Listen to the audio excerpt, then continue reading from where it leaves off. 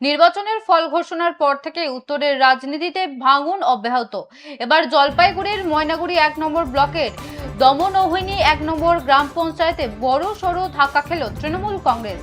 সেখানকার 13টি বুথ থেকে প্রায় 150টি পরিবার তৃণমূল ছেড়ে আনুষ্ঠানিকভাবে কামতাপুর স্টেট ডিমান্ড কাউন্সিলে যোগ দিল। এদিন এক অনুষ্ঠানের মাধ্যমে দলত্যাগীদের হাতে দলীয় পতাকা তুলে দেন সংগঠনের কেন্দ্রীয় সভানেত্রী তপতী রায় মল্লিক এবং জেলার সভাপতি প্রেমানন্দ রায়। নবাগতদের ঐতিহ্যবাহী হলুদ গামছা দিয়ে বরণ করে নেওয়া হয়। সভানেত্রী তপতী রায় মল্লিক জানান, উত্তরবঙ্গের প্রতিটি জেলাতেই তাদের সংগঠন প্রতিনিয়ত শক্তিশালী হচ্ছে এবং সাধারণ মানুষ মাটি ও অধিকারের লড়াইয়ে সামিল হচ্ছে।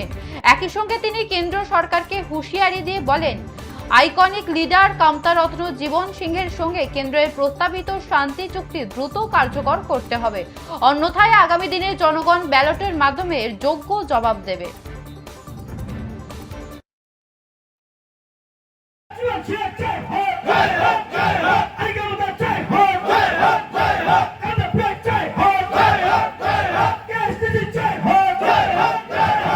দিদি করে কিনা যোগদান করলেন, মোট কয়টা পরিবার আর কায় কায় যোগদান করলে? ধন্যবাদ, নমস্কার, সালাম।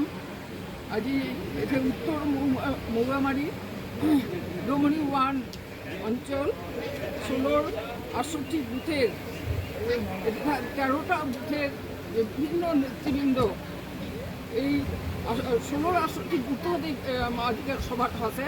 এটা দমনি অঞ্চলের 13টা বুথের আমার এই অঞ্চলের চেয়ারম্যান মানি ডাগুরিয়া জামাল হক, এটাকার বুথ কমিটির প্রেসিডেন্ট ডাঙ্গুরিয়া, তার সাথে সাথে এতে কাউন্সিলর আছে মানে অঞ্চল পঞ্চায়েত সহ আমার 150 পরিবার আজই স্বতঃস্ফূর্তভাবে আন্তরিকভাবে এই রত্ন জীবন সিংহ ডাঙ্গুরিয়ার নেতৃত্বের প্রতি আস্থা রাখিয়া ভরসা রাখিয়া এতে দলীয় সন্ত্রাস মুক্ত আমার যে সাংবিধানিক অধিকার, এই সাংবিধানিক অধিকার পুনরুদ্ধারের জন্য আমার পিস কোর্টের মাধ্যমে আমার রাজ্য ভাষায় স্থিকরণের দাবি সহ আমরা যাতে এই জায়গাখানের শাসনটা আত্মনিয়ন্ত্রণের অধিকার আমরা পাই, তার জন্য এই আজ এই জয়নিং সভাটা সবাই মানে যুক্ত হল।